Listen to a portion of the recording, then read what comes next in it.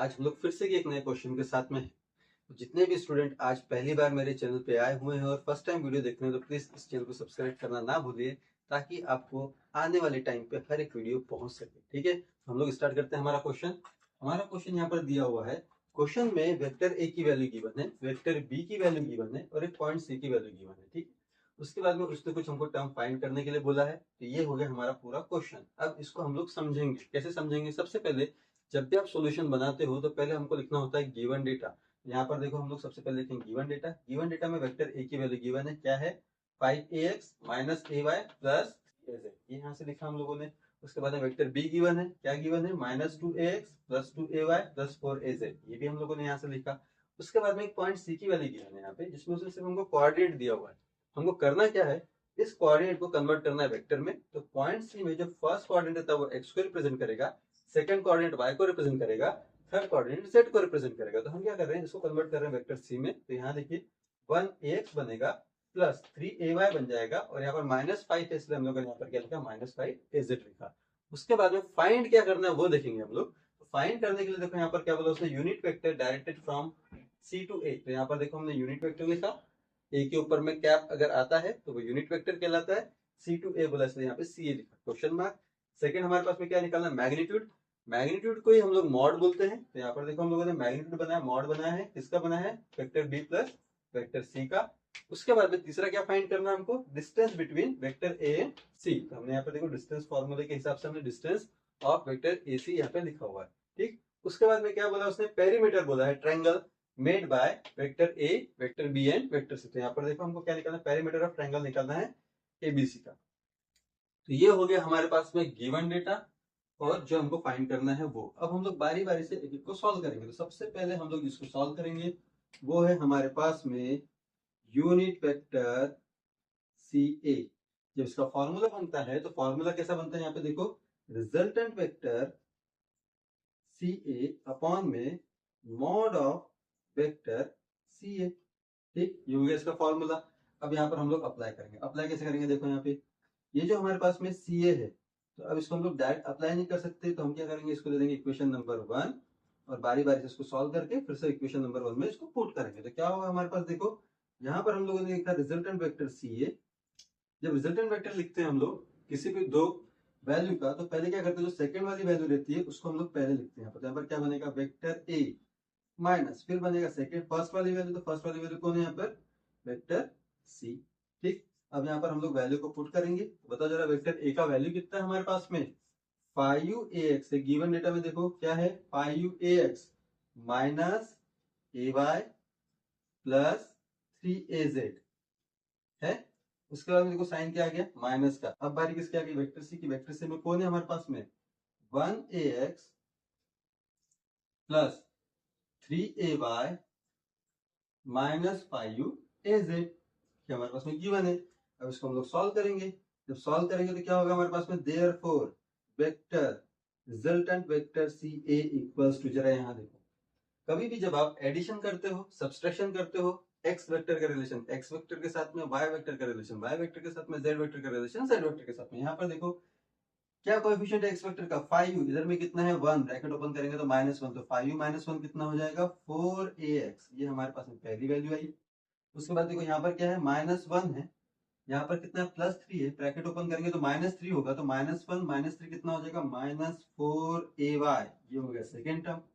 अब हम लोग z पे आते हैं। यहाँ पे देखो वेक्टर z का कोएफिशिएंट कितना है? 3 है, यहाँ पर कितना? -5, ब्रैकेट ओपन करेंगे तो माइनस माइनस प्लस हो जाएगा, तो 3 + 5 कितना होगा? 8 + 8az। ये जो मेरे पास में निकला, ये कौन निकला? रिजल्टेंट वेक्टर निकला। किसके बीच का? सी टू ए के बीच का। अब यहाँ पर इसका हम लोग निकालेंगे मैग्नीट्यूड। तो जब मैग्नीट्यूड निकाला जाएगा तो कैसा निकलेगा? देखो यहाँ पे magnitude of resultant vector C A क्या बनेगा हमारे पास? अंडर रूट में। हमेशा हम लोग क्या करते हैं, जब भी हम लोग मैग्नीट्यूड निकालते हैं तो जो हमारे पास में वेक्टर एक्स का कोएफिशिएंट रहता है उसका स्क्वायर बनाते हैं। तो यहाँ पर बताओ एक्स का कोएफिशिएंट कौन है वेक्टर के?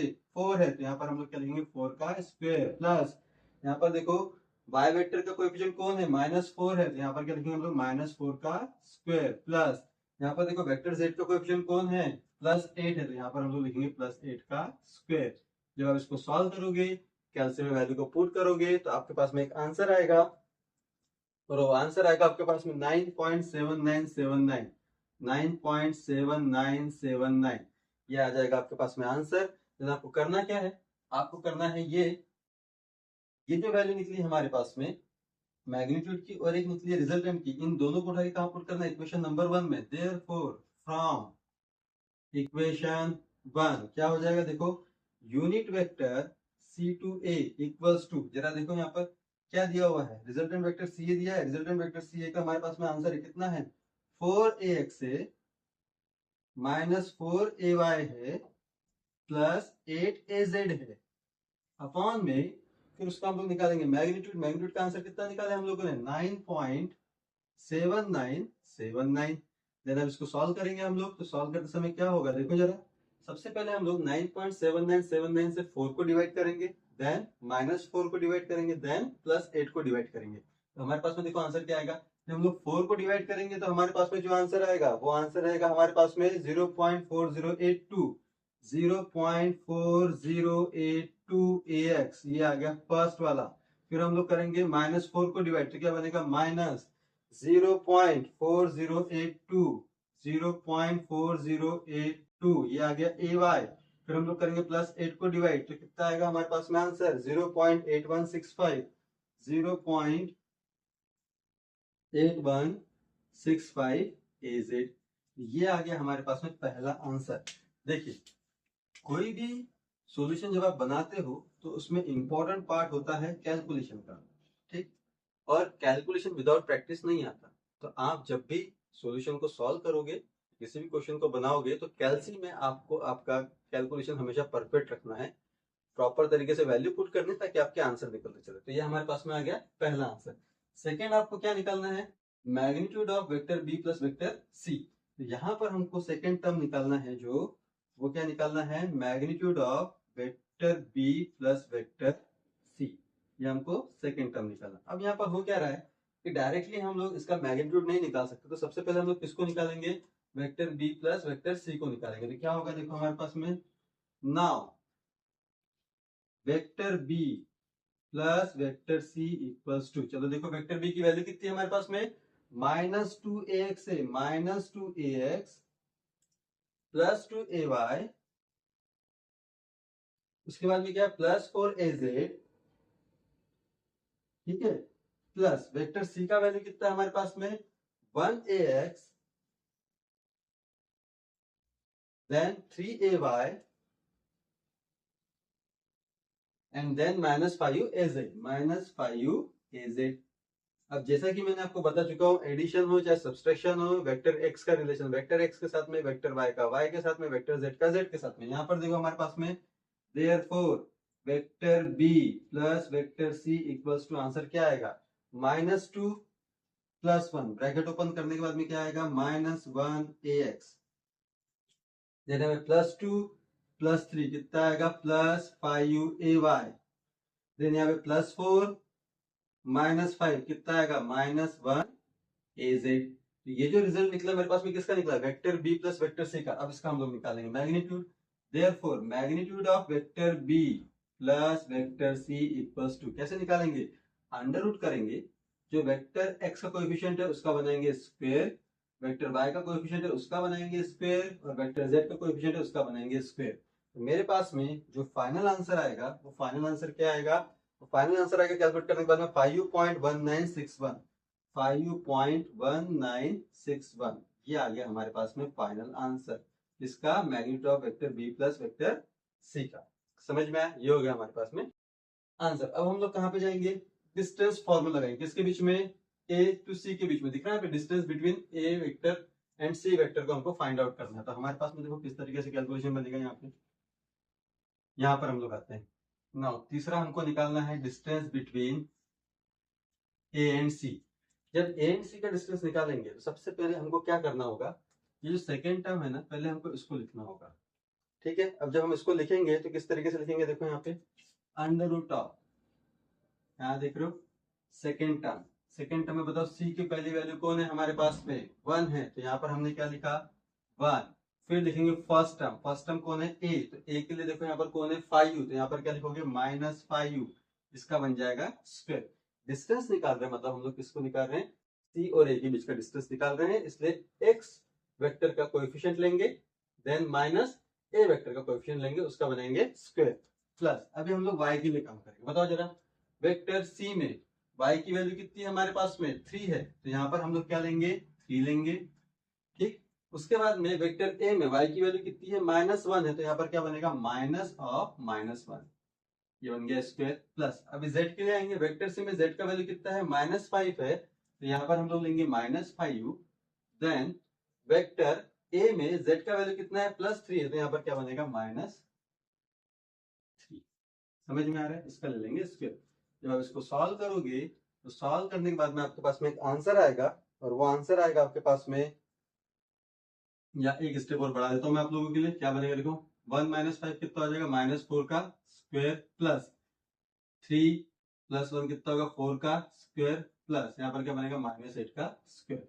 जब इसको सॉल्व करोगे तो आपके पास में एक आंसर निकलेगा, और वो आंसर आएगा 9.7979, 9.7979। ये आंसर किसका निकला आपका, डिस्टेंस बिटवीन ए एंड सी का। ठीक है, उसके बाद में लास्ट वाला जो हमको कैलकुलेशन करना, लास्ट कैलकुलेशन कौन है यहाँ पे, perimeter of triangle made by vector A, vector B and vector C. अब यहाँ देखो हम लोग आ रहे हैं फोर्थ वन पे, ये नया है आपके लिए। जब हम लोग पेरीमीटर निकालते हैं ट्रायंगल का, तो पेरीमीटर ऑफ ट्रायंगल एबीसी किस तरीके से निकलेगा, देखो सबसे पहले यहाँ पर एक ट्रायंगल बनाओ, ये बनाया ट्रायंगल, इस ट्रायंगल का नाम देते हैं, इसका नाम दे दो ए, इसका नाम दे दो बी, इसका नाम दे दो सी। ठीक है, जब आप ये साइड देख रहे हो, ये साइड हो गया, ये वाला क्वेश्चन कौन सा हो गया, साइड, ये भी क्या हो गया, साइड, और ये कौन हो गया, बेस।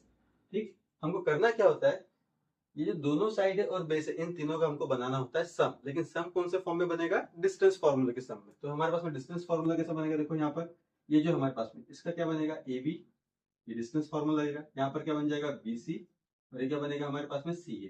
ठीक, जब इसको लिखेंगे हम लोग तो कैसे लिखेंगे, देखो फॉर्मूले के बेस पे, perimeter, perimeter of triangle ABC equals to, जरा देखो ये ए बी दिख रहा है ना, यहाँ पर क्या लिखोगे, distance vector A B, plus फिर कौन है, बी सी, क्या बनेगा, डिस्टेंस वेक्टर बी सी, फिर कौन है, सी ए, डिस्टेंस वेक्टर सी ए। ये आ गया हमारे पास फॉर्मूला, और इस फॉर्मूले को आपको ध्यान में रखना है। ठीक, उसके बाद में हम क्या करेंगे, इसको एक इक्वेशन दे देंगे, इक्वेशन नंबर 2 दे देंगे। ठीक है, अब क्या करना हमको, बारी बारी से पहले हम लोग क्या निकालेंगे, डिस्टेंस ए बी निकालेंगे। सबसे पहले हम लोग निकालेंगे यहाँ पे डिस्टेंस ए बी। अब जैसा आप लोग देख रहे हो, फिर से हम लोग क्या बनाएंगे, अंडर रूट बनाएंगे। क्या करोगे, b का x को b के x वेक्टर के कोएफिशिएंट से हम लोग a के x वेक्टर के कोएफिशिएंट को माइनस करेंगे। तो जरा देखो वेक्टर b कहाँ पर है, हमारे पास में दिख रहा है, कौन है यहाँ पर, एक वेक्टर x का कोएफिशिएंट -2 है, तो यहाँ पर क्या लिखोगे, -2। ठीक है, a का कौन है, 5u, तो यहाँ पर क्या आएगा, -5u, इसका बन जाएगा स्क्वायर, प्लस फिर देखो b के लिए y की वैल्यू कितनी है, 2 है, तो यहाँ पर क्या लिखोगे, 2, फिर लिखेंगे माइनस, ए के लिए y की वैल्यू क्या है, -1, तो यहाँ पर क्या बन जाएगा हमारे पास में, -1 बन जाएगा, इसका बनेगा स्क्वायर। फिर आगे बढ़ेंगे हम लोग, फिर यहाँ देखिए z के लिए कौन है, 4 है, तो यहाँ पर हम लोग क्या लिखेंगे, 4 लिखेंगे, माइनस में a में कौन है, z के लिए 3 है, तो यहाँ पर क्या लिखोगे, 3 लिखोगे, इनका बनेगा स्क्वायर, बीच में क्या रहेगा, सम।